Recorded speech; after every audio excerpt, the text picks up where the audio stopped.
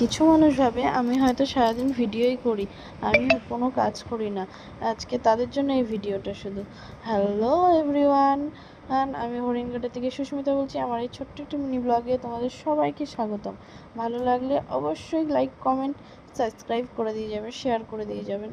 And দেখো সংসারের কিছু কাজকর্ম, ও সকালে স্কুল তো আমার মনার, আর ভোরবেলা উঠে কিছু কাজকর্ম ছিল, খুব অসুবিধা হয়ে যায়।